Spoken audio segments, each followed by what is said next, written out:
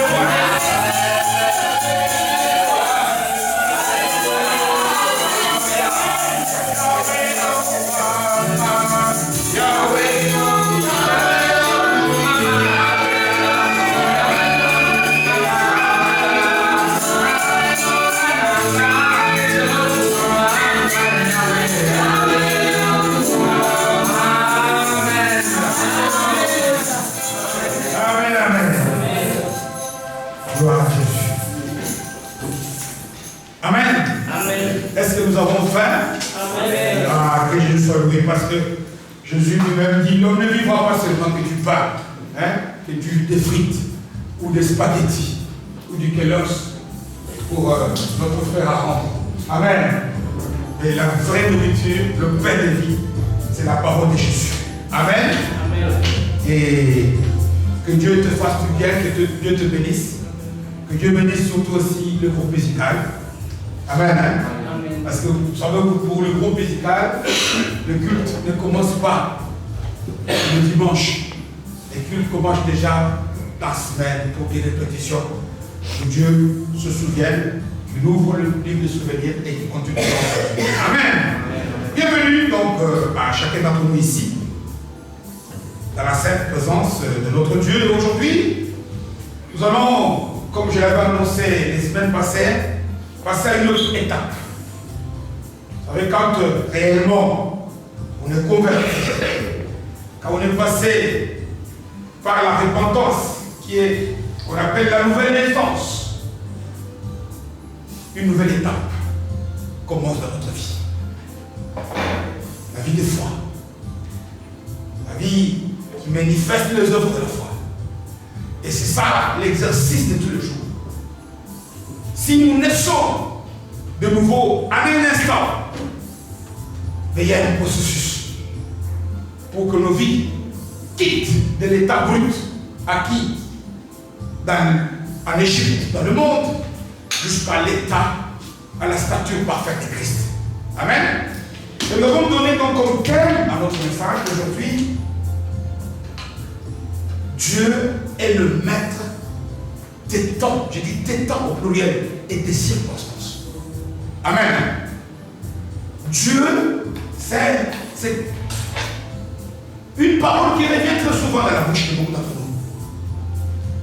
Mais cette parole-là, c'est un témoignage donné par quelqu'un. Daniel, le prophète. Lorsqu'il a vu les merveilles de Dieu, lorsqu'il a vu combien d'exploits il a pu faire avec Dieu lorsqu'il était esclave à Babylone, un jour, dans Daniel 2, verset 21, lui il dit d'ailleurs avec ces mots, il dit, c'est Dieu qui change les temps et les circonstances. Amen. Je ne sais pas quelles circonstances tu es en train de vivre maintenant. Je ne sais pas, quand on dit que Dieu change les mêmes des temps, change les temps et les circonstances, ça veut dire que Dieu est capable de rendre l'impossible possible. Amen. Dieu est capable de transformer l'intransformable. Il est capable de qualifier celui qui n'était pas qualifié. Amen. Voilà le Dieu capable de faire toutes choses. Amen. Maintenant, tout est question de savoir comment moi et toi, comme Daniel, nous pouvons nous aussi donner cet témoignage. Parce que ça fait un témoignage, comme je l'ai dit, que cet homme a donné quand il a vu l'impossibilité des épreuves que le diable lui avait fait soumettre. Quand il a vu comment Dieu était capable de fermer la bouche des lions. Quand il a vu non seulement ce qu'il a fait sur lui, mais ce qu'il a fait sur les autres. Quel a été ces comportements-là? Ces comportements-là qu'on appelle la foi. Vous savez, quand on parle de la foi on ne la voit pas quand on est au culte de dimanche comme ça. Non. La foi, c'est lorsque nous sommes devant des situations difficiles et qu'on donne raison à la parole. Donc, tout paraît noir. Mais toi, tu dis, il est écrit. Les situations, les cieux et la terre feront quoi? Passera. Cette situation passera. Mais qu'est-ce qui va demeurer? La parole, c'est comme ça dit. Amen. Lorsqu'on place la parole de Dieu au-dessus de toutes choses qui se devant des situations, c'est ça qui fait qu'on est un homme, une femme de foi. Donc, on va commencer donc à partir d'aujourd'hui à étudier comment est-ce que nous aussi nous pouvons développer ces comportements-là. lorsque les temps sont durs, lorsque nous sommes confrontés aux épreuves, Pierre l'a dit, 1 Pierre, chapitre 1er, verset 7e. Vous savez quand Pierre dit, l'épreuve de la foi produit quoi? La louange, l'honneur et la gloire. Vous savez pourquoi il le dit? Imagine-toi lorsque tu es devant une situation difficile et tu fais confiance en Dieu qui te délivre. Tu sais comment? On ne va pas te demander de louer. Amen. Toi-même partout, tu vas commencer à louer, à témoigner Dieu, donner le témoignage même au travail. Pourquoi tu te parles seul? Non, Dieu est là. C'est quand nous savons notre foi nous fait triompher des épreuves, cela donne lieu à ce que nous devenions des véritables loueurs. Amen. Et c'est ce que nous devons commencer à apprendre. Nous allons lire, donc commencer par lire aujourd'hui un autre texte, le premier livre de Samuel, au chapitre 16e. Nous allons essayer de commencer à étudier les comportements des hommes de foi. Les choses qui sont arrivées à ceux qui nous sont précédés, couchés dans la Bible, doivent nous inspirer, doivent nous donner des leçons. Des leçons sur quoi? Sur peut-être des choses qu'on peut imiter chez eux ou des choses qu'on peut éviter chez eux. Amen. Donc, nous allons voir le comportement ici des 3 hommes. Dans ce long texte, 1 Samuel, chapitre 16e.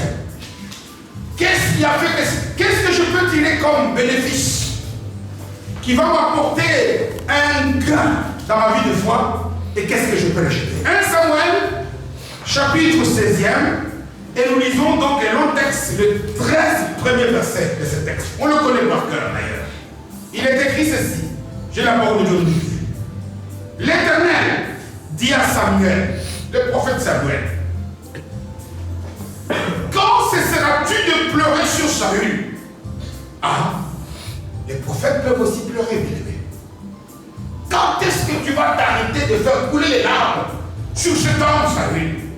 Je l'ai rejeté afin qu'il ne règne plus sur mon pays Israël.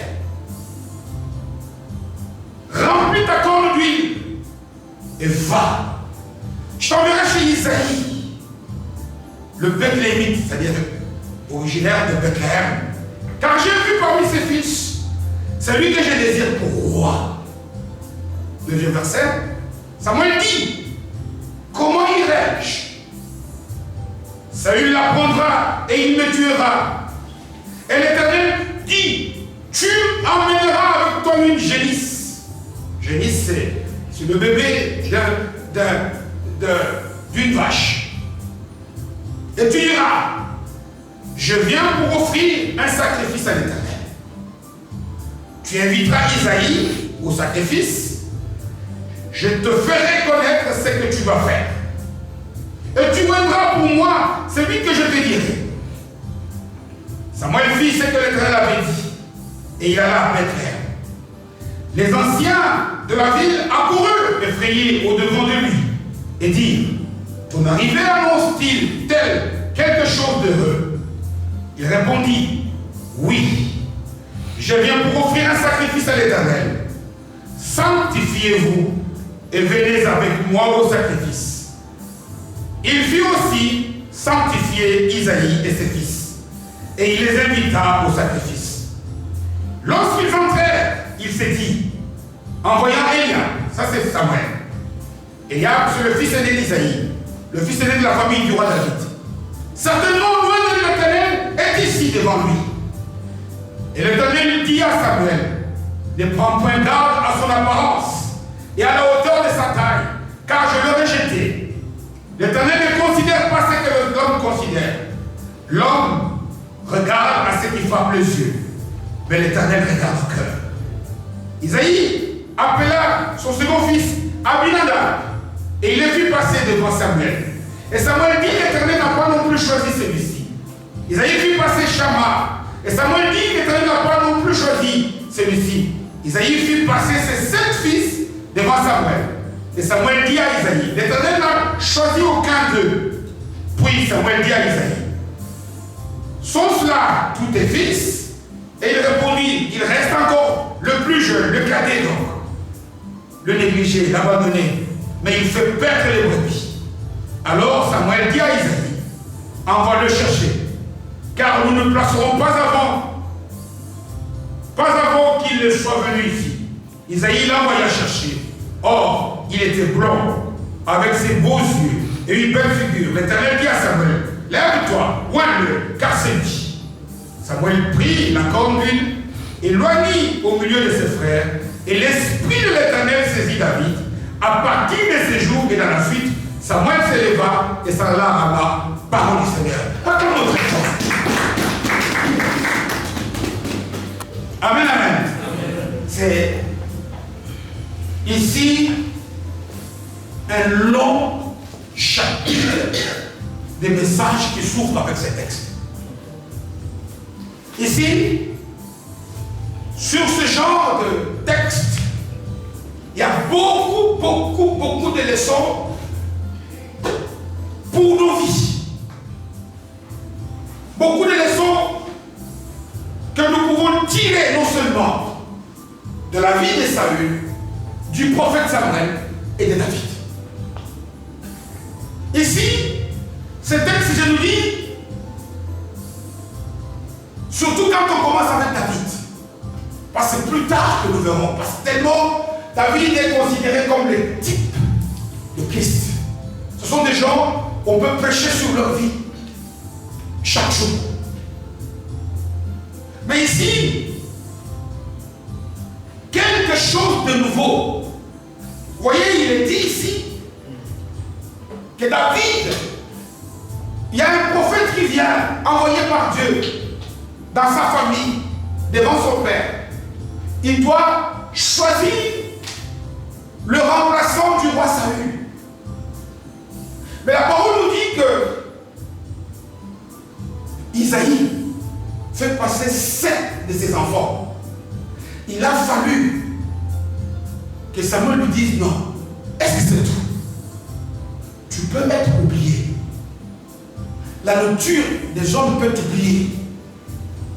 Tu peux être déconsidéré, méprisé. Tu peux être le plus petit de tous. Mais si Dieu t'a choisi, rien ne peut l'arrêter. Amen. Amen. Amen. Tu peux être dans des conditions telles que les gens disent c'est impossible pour lui. Tu peux aujourd'hui expérimenter les moqueries des gens.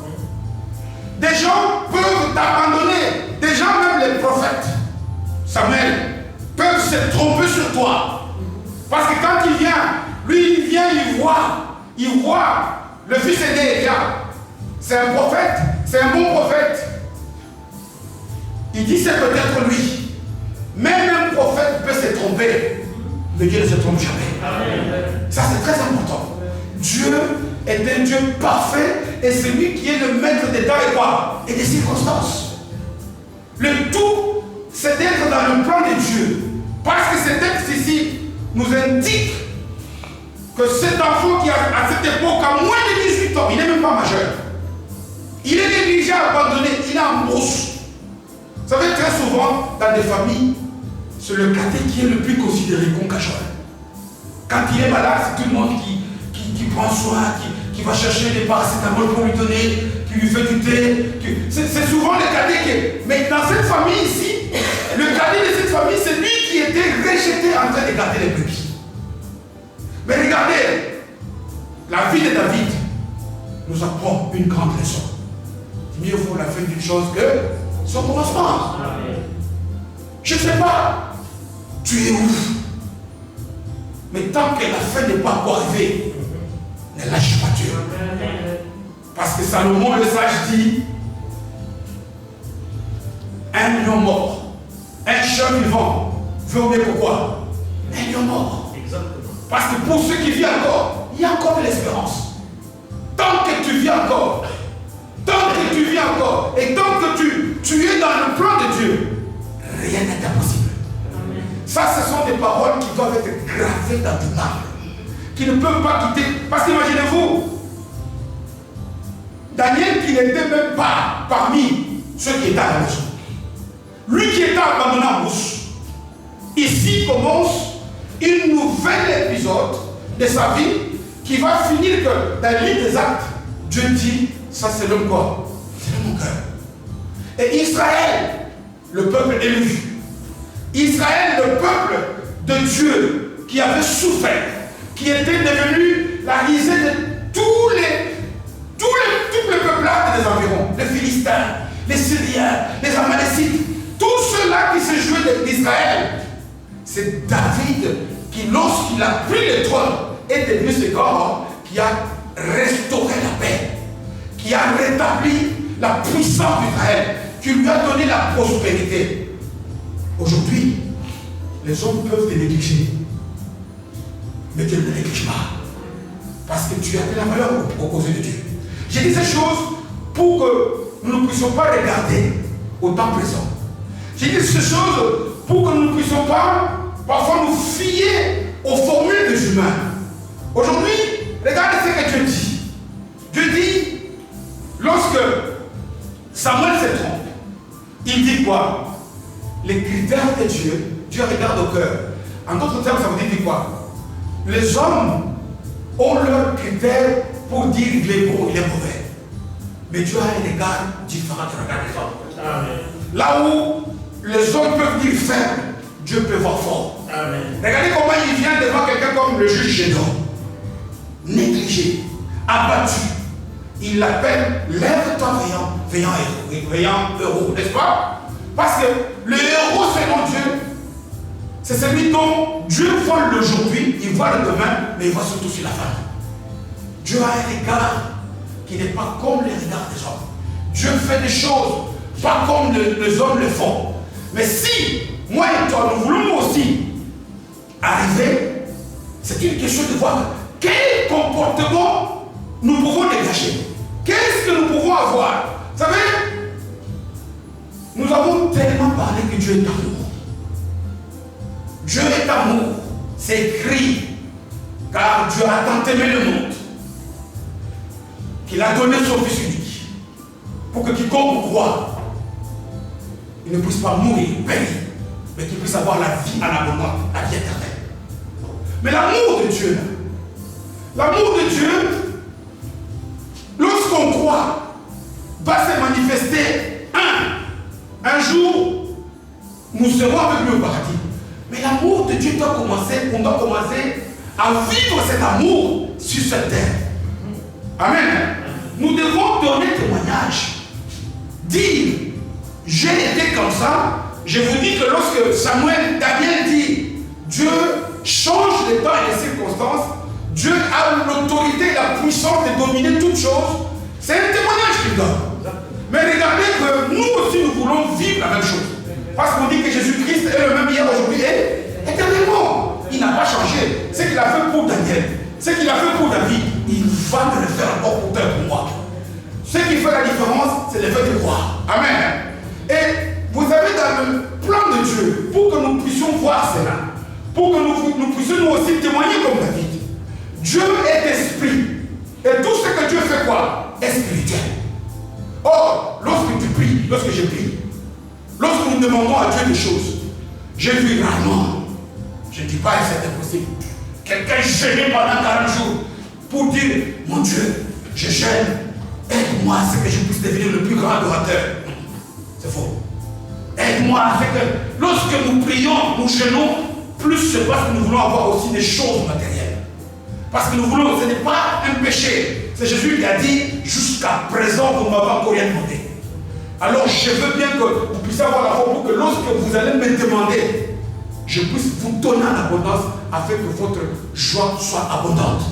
Amen. Dieu donne aussi, Dieu donne des micros, Dieu donne la santé, Dieu donne, mais ces choses, la santé sont des choses matérielles, sont des choses physiques. En d'autres termes, quand Dieu nous donne, ce que Dieu nous donne, c'est deux choses. Il n'y a pas de banque, il n'y a pas de banque au ciel. Quand tu cherches l'argent, au ciel, il n'y a pas de dollars, il n'y a pas de euros au ciel, il n'y a même pas de francs congolais. Au ciel, tout est spirituel.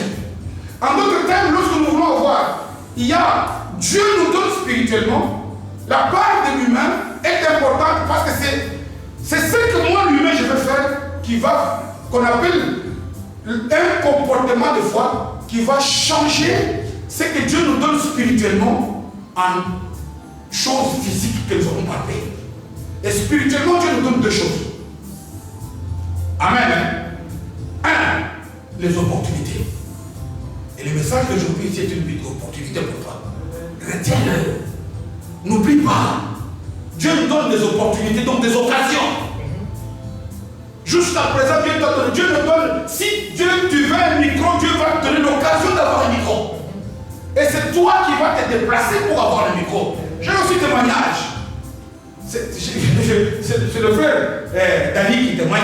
Tu me dis quoi? Hier j'étais où? À Bruxelles. Tu sais pourquoi tu étais à Bruxelles? Tu me l'as dit en un mot. C'est parce que tu cherches comment? Un travail.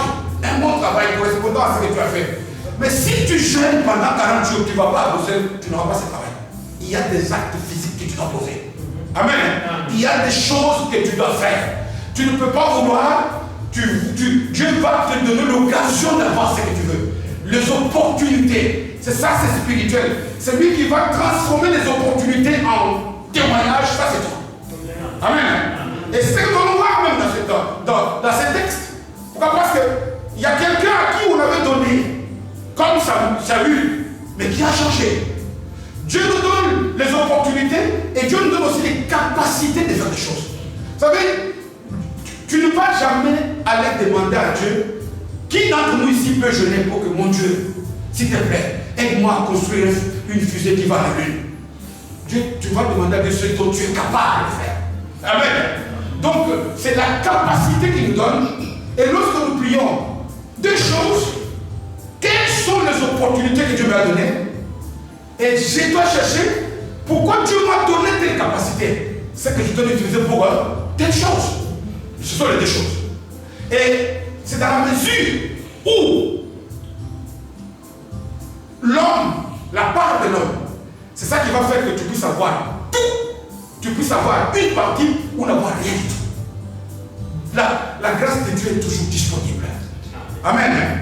La grâce de Dieu est toujours disponible.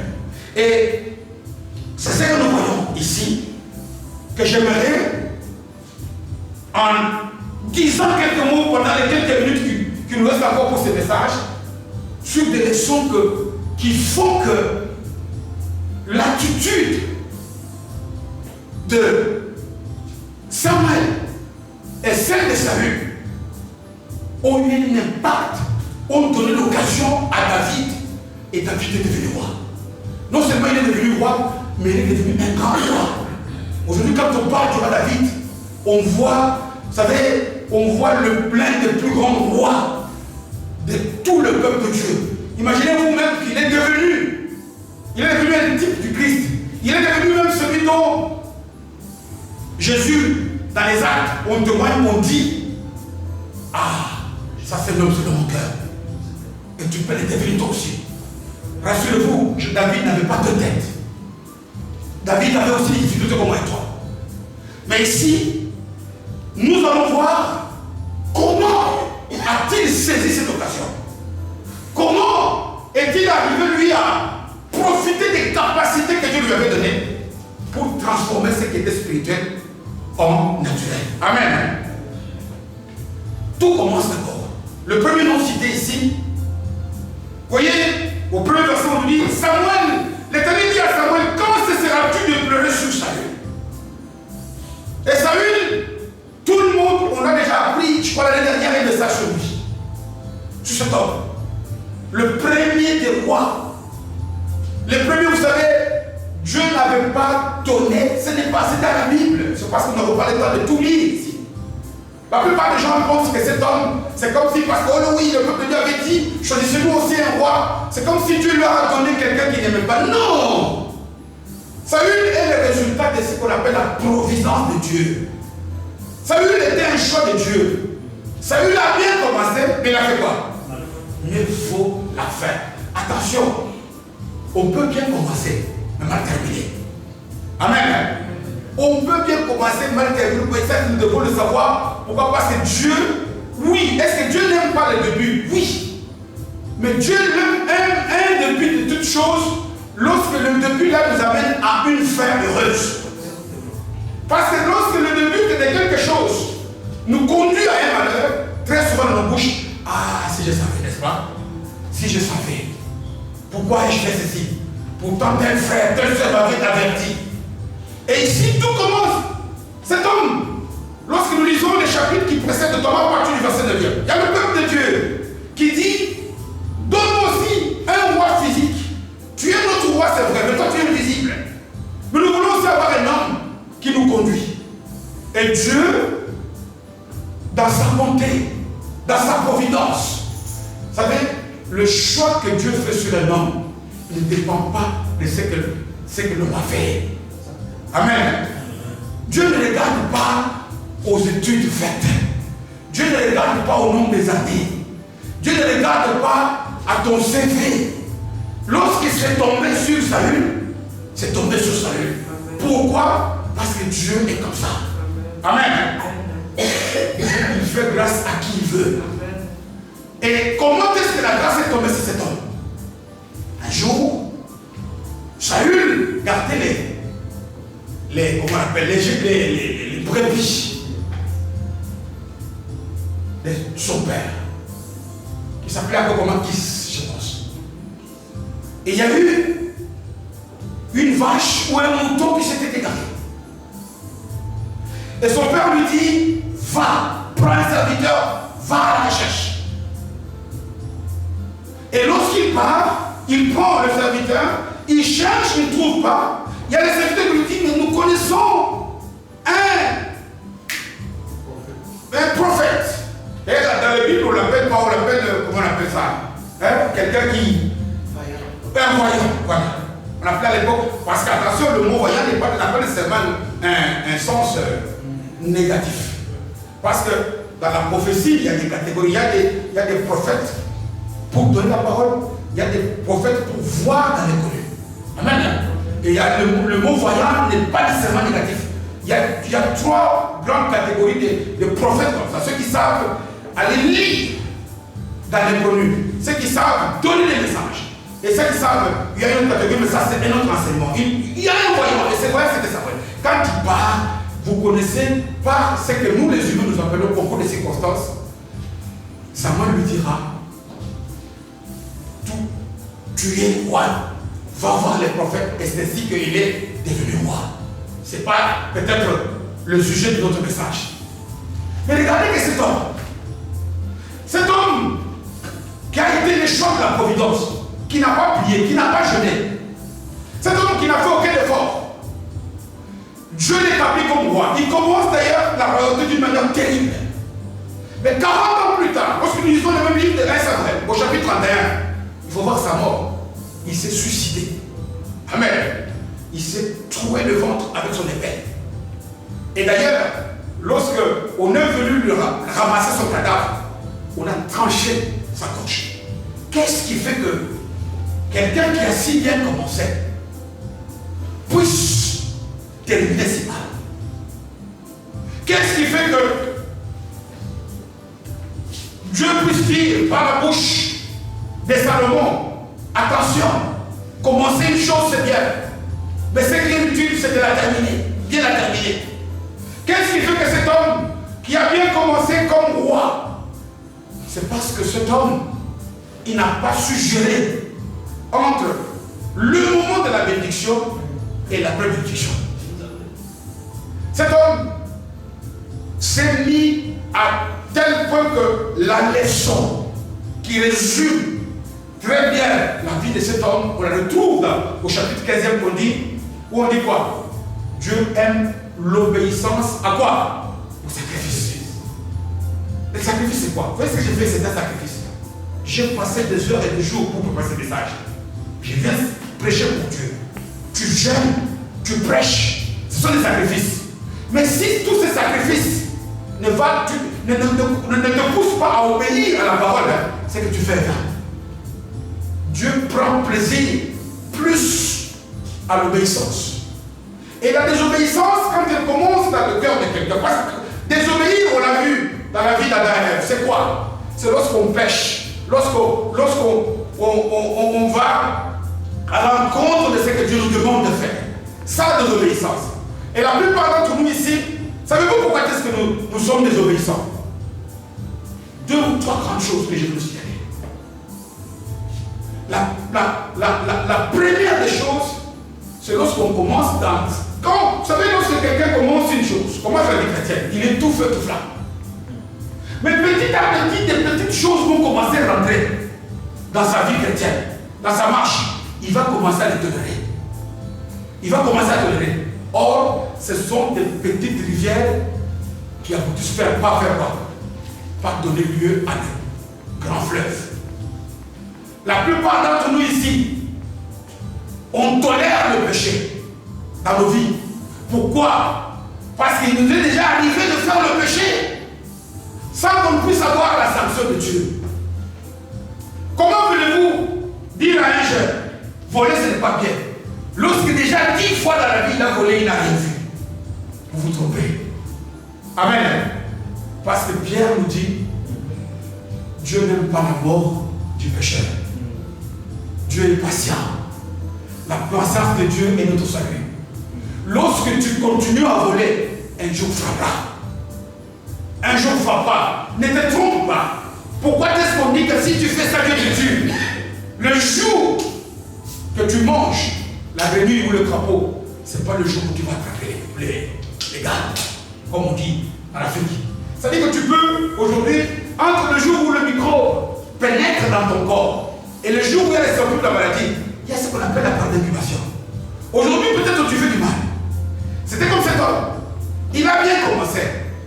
Mais à plusieurs reprises, il a commencé à désobéir à la parole. Et il s'est entêté en disant, mais si jusqu'à... Ça, il n'a pas dit aux gens. Si jusqu'à présent, moi, je fais des bêtises et Dieu ne me fait rien, c'est que ce qu'on dit est mauvais. Jusqu'à tel point que nous connaissons ce qui s'est passé notamment dans le livre de chapitre 15 et chapitre 13, où on lui avait dit d'aller combattre les Amalécites et de tuer tout le monde. Voilà un terme simple. Il est allé là-bas. Il a vaincu les Amalécites. Mais il a gardé le roi Agag et il a gardé aussi les bêtes qui étaient grasses. Amen. Et c'est comme ça que Dieu l'a promis. Vous savez, ici je dis, la première chose que nous devons dégager de nos vies, que nous devons retenir, notamment dans le comportement de salut, si nous voulons témoigner comme un jour, comme Daniel, comme David, c'est que s'il y a quelque chose que Dieu, par son esprit, t'a déjà révélé, que ce que tu fais là est mauvais. Si tu es convaincu que c'est mauvais, il est temps que tu lâches, tu ne fais pas de ça. Parce que la patience de Dieu a des limites. Il dit, je ne veux pas l'amour du pécheur. Le temps qu'il donne au pécheur, c'est le temps pour qu'il puisse se repentir, pour qu'il puisse revenir à la vie. Ici, le temps nous est donné à partir d'aujourd'hui, pour que chacun d'entre nous ici, chaque fois que Dieu te révèle, enlève ça de ta vie. Enlève-le. Parce qu'un jour, Dieu risquera de te vomir comme il a vomi ici. Salut. Et lorsqu'il vomit, vous savez, lorsqu'on dit, lorsque Dieu ferme une porte, personne ne peut l'ouvrir. Lorsque Dieu fait des choses, le jour où il va déclarer, quelqu'un comme Daniel, qui a fait des témoignages qui donnent le thème à notre message, il savait qu'il ne peut pas se soucier des mets étrangers, même devant la mort. Il a dit, Dieu a raison. Voilà le comportement, l'attitude d'un homme et d'une femme de foi. C'est celui qui donne toujours, devant des situations difficiles, il dit, tout passera. Mais la parole ne passera pas. Amen. Que nous devenions par rapport à ça des résistants. Qu'on ne puisse pas se dire que jusqu'à présent, j'ai vu un tel. Si Dieu était... Non. Il y aura un jour. Il y aura un jour où Dieu va fermer la porte. Où il va dire, comme il a dit pour Saül, fini pour toi. Fini pour toi. Maintenant, ce que tu avais... Vous savez, il y a des portes qu'on se ferme dans la vie parce qu'on est têtu. Ici, l'Esprit me révèle, Dieu, un jour, il veut envoyer un libérateur en Égypte pour la délivrance de son peuple. C'est qui? C'est Moïse. Dieu apparaît au buisson ardent. Moïse voit la présence de Dieu. Il voit comment Dieu est tout puissant. Dieu lui dit, va délivrer mon peuple qu'est-ce qu'il dit? Je ne sais pas parler. Il y a parfois des grâces. Dieu pouvait nous donner la totalité. Pourquoi? Parce qu'il a dit maintenant va avec Aaron, n'est-ce pas? Il y a des choses que toi tu devais avoir 100%. Parfois tu dois les partager avec les autres parce que tu réduis à tout. Parce que Dieu lui a demandé qui a fait la parole. Qui sait? Moi je te dis va. Est-ce que vous avez vu lisez toute la Bible? Nulle part on nous montre où est-ce que Dieu parle avec Moïse et c'est Aaron qui interprète. Mais cette grâce, il a partagée avec nous. Il y a des choses parfois, pourquoi? Parce que nous voulons toujours contester Dieu. Ici, ferme la porte. Ici, tu peux bien commencer. Tu peux bien commencer. Tu peux faire beaucoup de sacrifices. Tu peux chanter, jeûner. Dieu a horreur que nous puissions demeurer dans le péché, dans le mal.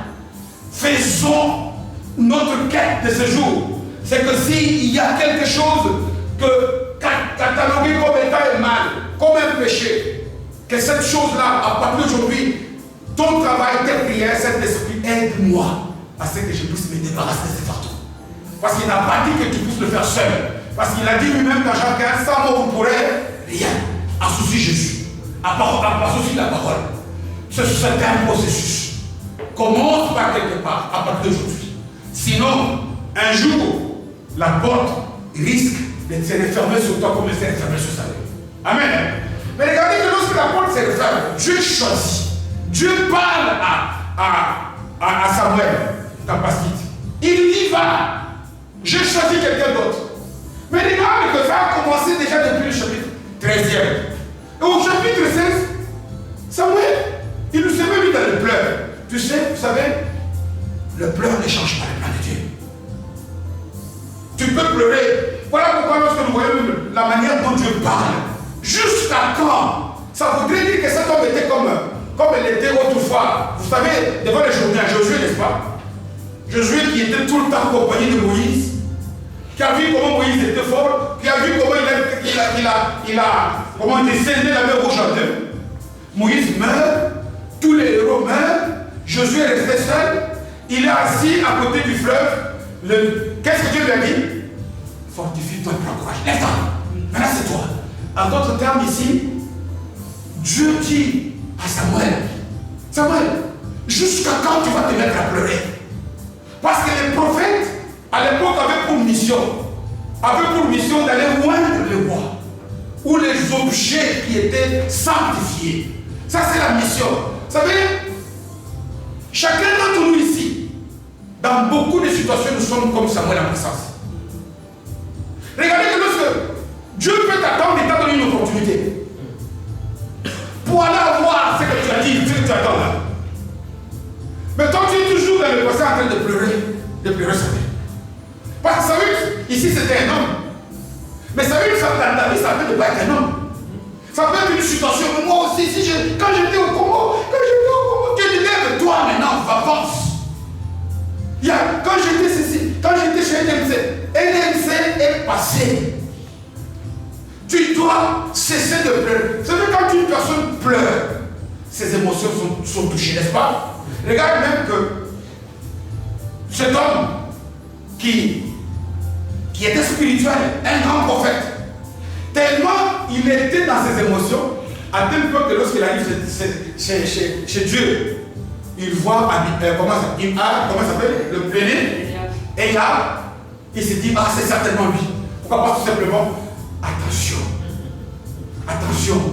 il y a toujours dans la vie de tous les jours ici, des situations qu'on a connues dans le passé. Il y a toujours des saluts que Dieu a rejetés, des choses qu'on ne peut plus avoir. Mais le temps est venu de suivre l'arme, de prendre notre corps, d'y mettre dans cet esprit et d'avancer. Pourquoi? Parce que c'est en avançant. Vous savez, lorsque Samuel a avancé, non seulement, comment on dit, David est devenu un grand roi, mais lorsqu'ils ont gagné la guerre contre toutes les peuplades ennemies, mais il a profité de la paix. En d'autres termes, ici, beaucoup de Samuel pleurent leur salut. Et Dieu te dit, cesse de pleurer. Le passé est passé. La porte que Dieu a fermée, il l'a fermée. Mais imagine-toi que lorsqu'il va ouvrir, celle qui l'ouvre devant, comme il dit dans le livre de l'Apocalypse, il dit qu'elle est largement ouverte. Et personne ne peut la fermer. Ici, Dieu insiste pour que toi-même, vous savez, quand nous sommes nostalgiques, on devient incrédule. Lorsque nos émotions sont touchées, lorsque nous sommes tout le temps dans les soucis, mais c'est que je n'ai pas, tu ne l'as pas aujourd'hui, mais tu ne sais pas à quoi tu t'appelles demain. En d'autres termes, le diable passe dans cette situation-là pour nous pousser maintenant dans un état de doute, un état qui peut faire que notre foi puisse être affaiblie. Ici, j'aimerais nous dire que chacun d'entre nous ici va faire des efforts pour cesser. Ici est le temps de se lever comme tu avais dit à Josué, de se mettre debout, de prendre le bateau de pèlerin. Parce qu'une nouvelle saison commence. Salut est passé. Maintenant, je vais avancer vers l'avenir. Je dois cesser. Regardez, cesser de pleurer, ça ne change rien. Non seulement ça ne change rien, mais ça risque de te pousser, de nous pousser vers une paralysie. Une personne qui pleure prie moins ou prie mal. Il pense prier, mais c'est prier, c'est des condamnations. Mon Dieu, pourquoi tu m'as fait comme ça? Qu'est-ce que moi je l'ai fait? On dit que si tu vois le mal de la vie, ne peut pas venir de Dieu. Parce que chez Dieu ne vient que toute grâce excellente et tout don parfait. Dieu n'est pas l'auteur du mal. Si tu as mal, tu te cesses de pleurer. Ici, c'est dimanche 19 mars 2023. Deux choses commencent. Deux choses que nous devons bannir dans le comportement de ces deux personnes. Pleurer ne donne pas la foi. Pleurer nous pousse au doute. Quand tu as raté quelque chose, prends la corne d'huile. C'est quoi? Le don que Dieu t'a donné. Va faire la mission que Dieu t'a donnée. Tu verras que ce qui était un échec va devenir une victoire. Lorsque tu as une grâce, comme l'avait eu Saül, attention, parce que l'ennemi rôde. Il va tout faire pour pouvoir commencer par des petites choses qui te poussent à la destruction. Parfois, ce n'est pas des péchés. Parfois, c'est même la charge du travail ici qui fait que nous avons du mal à prier. Vous savez, vous parlez, je pense que ça fait la chose parce que c'est difficile. Comment voulez-vous, par exemple, bien servir Dieu avec le... Regardez un peu, je me souviens un peu de ce qui s'était passé en Égypte. Vous avez l'impression que les gens au travail vous donnent encore de plus en plus de travail. Pour que, quand tu reviens, tu tiens la Bible comme ça, tu vois les sourcils qui pèsent une tonne. Tu te dis, je vais me dormir 10 minutes, et puis après je vais les Bible. Quand tu dors, tu fais 2 heures, tu te réveilles, le temps est passé. Ça sont des pièges. Quand on voit ça, lève-toi. Prends ta corde d'huile. Avance. Amen. Deux choses à combattre. Attention.